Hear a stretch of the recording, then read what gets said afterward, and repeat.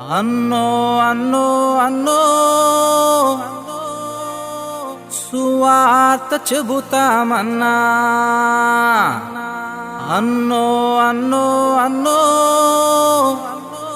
సువార్త చెబుతామన్నా అన్నా. Praise the Lord. ఈ దినము వాక్యము యెహెజ్కేలు గ్రంథము 46 3వ వచనము. ఇక్కడ మనం చూస్తే విశ్రాంతి దినముల్లోనూ యెహోవాకు ఆరాధన చేయవలెను అని అక్కడ పరిశుద్ధ లేఖనం మనకు తెలియజేస్తూ ఉంది. ప్రియమైన దేవుని ప్రజలారా, ఈ దినము మనము దేవుణ్ణి ఆరాధన చేసే దినం. అందరూ కలిసి కుటుంబ సమేతముగా ఆయన ఆలయానికి వెళ్ళి అక్కడ దేవుణ్ణి ఆరాధించవలను అని దేవుని యొక్క కోరిక, దేవుని యొక్క ఉద్దేశం. ఎందుకంటే దేవుడు మరి మోషేకు ఆ యొక్క పర్వతం మీద 10 ఆజ్ఞల పలకలను ఇస్తూ ఆజ్ఞలలో 4వ ఆజ్ఞను మనం చూస్తూ ఉంటున్నాము. అది నిర్గమాకాండము 20 అధ్యాయం 8వ వచనంలో ఉంది. ఏమంటే, విశ్రాంతి దినమును పరిశుద్ధముగా ఆచరించుటకు జ్ఞాపకం ఉంచుకోనము అని మాట్లాడుతూ ఉన్నాడు. ఎందుకు జ్ఞాపకం ఉంచుకోవాలి మనము అంటే, దేవుడు మనకు వారమంతా కూడా సమయాన్ని ఇస్తూ ఉంటున్నాడు. వారమంతా కూడా మనం మన పనుల్లో, మన ప్రయాణాల్లో, మన ఆలోచనల్లో, ప్రతి స్థలంలో, ప్రతి సమయంలో ఎన్నో రకాలుగా మనం తిరిగి అలసిపోతూ ఉంటున్నాం.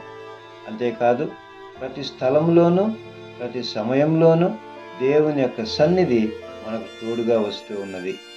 మనము ప్రాణముతో ఆయన ఆ వారమంతా కాపాడుతూ ఉన్నాడు. కాబట్టి అందుకు కృతజ్ఞతగా ఈ దినాన్ని మనము పరిశుద్ధముగా ఆచరించడానికి జ్ఞాపకం ఉంచుకోవాలి. ఎందుకంటే ఆయన సన్నిధిలోనికి వెళ్ళి, అనగా ఆయన ఆలయంలోనికి వెళ్ళి ఆయనను ఆరాధించాలి. దేవుడు ఎంతగానో ఇష్టపడే దినము, ఎంతగానో ఇష్టపడే సన్నివేశం అది. అందుకే దేవుని ఆలయం పట్ల భక్తుడైన దావీదుకు చాలా ఆసక్తి ఉంది. 18వ కీర్తన 6వ వచనంలో మనం చూస్తే అక్కడ, నా శ్రమలో మొరపెట్టి తిని ఆయన తన ఆలయములో ఆలకించి నా ప్రార్థన అంగీకరించను అని మాట్లాడుతూ ఉన్నాడు. ఎందుకంటే చాలామంది శ్రమల్లో ఉంటాం, శోధనల్లో ఉన్నాం, ఆటంకాల్లో ఉన్నాం, ఇరుకులు, ఇబ్బందులు, ఎన్నో రకాలుగా అనారోగ్యము, వ్యాధులు, ఇవన్నీ కూడా మనల్ని చుట్టుముడుతూ ఉంటున్నాయి. కానీ ఆ వారమంతా కూడా దేవుడు మనకి ఎటువంటి తొందరలు కలుగు చేయకుండా మనల్ని కాపాడాడు. అయితే ఒకవేళ ఎవరైనా శోధన, ఆటంకము, ఇరుకులు, ఇబ్బందుల్లో ప్రయాణం చేస్తూ ఉంటే వాటన్నింటినీ పక్కన పెట్టి మనము ఆయన ఆలయానికి వెళ్ళాలి, అక్కడ ప్రార్థన చేయాలి. ఆ ప్రార్థన ఆయన ఆలయములో ఆయన ఆలకించేవాడు అని దావీదు మనకు తెలియజేస్తూ ఉంటున్నాడు. ఒకసారి ఆలయానికి వెళ్ళటానికి చాలామందికి ఆసక్తి ఉండదు, వారికి ఇబ్బందిగా అనిపిస్తుంది. కాబట్టి అలాంటి వారు కూడా మంచి మనసుతో, వాక్యం ఏం చెప్తుందంటే, నీ పూర్ణ మనసుతో, నీ పూర్ణ ఆత్మతో, నీ పూర్ణ శక్తితో ఆయన ఆరాధించాలి అని. విసుగుదల చెంది ఎప్పుడు కూడా దేవుని ఆలయానికి మనం వెళ్ళకూడదు. అదే సమయంలో కీర్తన 27:4లో కూడా ఆయన ఆలయంలో ఏమేమి ఉన్నాయి అని అక్కడ దావీదు భక్తులు తెలియజేస్తూ ఉంటున్నాడు. మొట్టమొదటిగా చూస్తే, యెహోవా ప్రసన్నత చూచుటకు నేను ఆయన ఆలయంలోనికి వెళ్తూ ఉన్నాను అంటున్నాడు. దేవుని యొక్క ఆలయంలో మరి దేవుని ప్రసన్నత మనము చూచుటకు దేవుడు అవకాశం కల్పిస్తూ ఉంటున్నాడు. దేవుని ప్రసన్నత మన జీవితాల్లో, మన కుటుంబాలలో, మన ఉద్యోగాలలో, మన వ్యాపారాల్లో ఉన్నట్లయితే మనము దినదినము ఎదిగి వర్ధిల్లేటువంటి గొప్ప ధన్యతలోనికి మనం వెళ్తూ ఉంటున్నాం. అందుకే దేవుడు ఒక ఆలయాన్ని మన కోసం నిర్మించాడు. ఆలయంలోనికి వెళ్ళండి, ఒకరోజు నా కోసం కేటాయించండి, అందులో నన్ను ఆరాధించండి అని మనకెప్పుడో చెప్పాడు. ఆ మాటను మనం కూడా జ్ఞాపకం ఉంచుకుని చేయాలని దేవుని యొక్క ఆశ. తర్వాత ఆయన ఆలయానికి ఎందుకు వెళ్తూ ఉన్నాడు అనంటే, ఆయన ఆలయంలో ధ్యానించుటకు వెళుతూ ఉంటున్నాను. మనం ఇంట్లో కూడా ధ్యానిస్తూ ఉన్నాం, ఆలయానికి వెళ్ళి ఆయన ధ్యానించాలని కూడా దావీదు భక్తుడు మనల్ని కోరుతూ ఉంటున్నాడు. తర్వాత అంతేనా, మూడవదిగా చూస్తే జీవితకాలం అంతయు యెహోవా మందిరములో నివసింపగోరుచు ఉన్నాను అంటున్నాడు. చూసారా, దావీదు భక్తునికి మరి దేవుని ఆలయం అంటే ఎంత ఇష్టమో, ఎంత సంతోషమో, ఆయన ఆలయంలో గడపాలని ఆయన ఎంతగానో కోరుతూ ఉంటున్నాడు. అందుకే దావీదును దేవుడు దీవించాడు.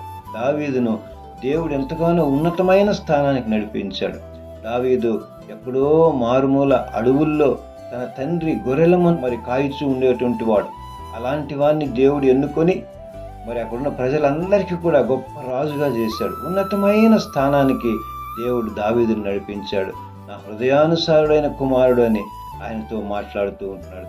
కాబట్టి దేవుని యొక్క సన్నిధిలో, దేవుని యొక్క మందిరంలో మనం గడిపినప్పుడు దేవుడు ఈ కృపను మనకు అందిస్తూ ఉంటున్నాడు. గొప్ప దేవుడు ఆయన.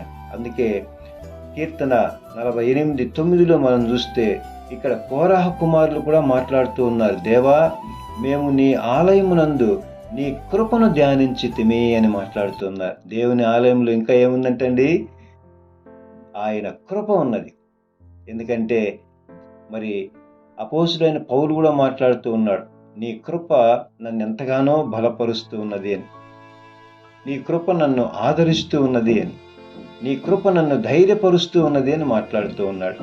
కాబట్టి ఈ దినము మనమందరం కూడా కలిసి మంచి మనసుతో ప్రేమపూర్వకంగా నేను దేవుణ్ణి ఆరాధన చేయాలి అనేటువంటి దృక్పథంతో, ఒకవేళ ఎన్నో పనులు ఉంటాయి, మనకు ఎన్నెన్నో అవసరాలు ఉంటాయి, వాటన్నింటినీ ఒక 2 గంటల సేపు ప్రక్కన పెట్టి మొట్టమొదట దేవుని ఆలయంలో గడిపిన తరువాత ఆ దినాన్నంతా మీరు మీ సొంత పనులకు వినియోగించుకోండి.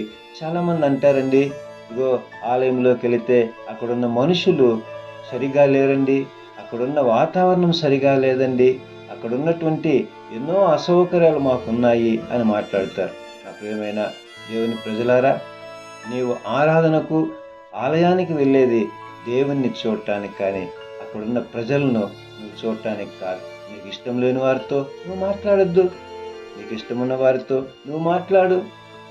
నీ పని ఏంటంటే కేవలము నువ్వు వెళ్ళి మనస్ఫూర్తిగా నీ దేవుణ్ణి ఆరాధించి తిరిగి నీ కుటుంబంతో నువ్వు ఇంటికి రావటం అంతే. అంతేకాని అక్కడున్న మనుషులను చూస్తే నీలో ఉన్న ఆత్మీయత, నీలో ఉన్న విశ్వాసము, నీలో ఉన్నటువంటి భక్తిని నువ్వు కోల్పోవలసి వస్తుంది. కాబట్టి వీటన్నిటినీ పట్టించుకోవద్దు, కేవలము నీ దేవుని మాత్రమే నువ్వు చూడాల్సిందిగా నేను మనవి చేస్తూ ఉంటున్నాను. కాబట్టి ఈ దిన యొక్క ప్రాముఖ్యతను మనమందరం మనసులో ఉంచుకొని సంతోషముగా దేవుణ్ణి ఆరాధించడానికి ఆయన మందిరానికి వెళుదాం. ఆయన మందిరంలో ఉన్నటువంటి ప్రసన్నత, ఆయన మందిరంలో ఉన్నటువంటి దేవుని కృప, ఆయన మందిరంలో ఉన్నటువంటి ఆయన యొక్క కనుచూపును మనం అందరం పొందుకుందాం. అలాంటి గొప్ప ధన్యత, అలాంటి గొప్ప ఆశీర్వాదమును మన దేవుడైన యేసయ్య మీకును మీ కుటుంబానికి మనకందరికీ దయచేయునుగాక. ఆమేన్.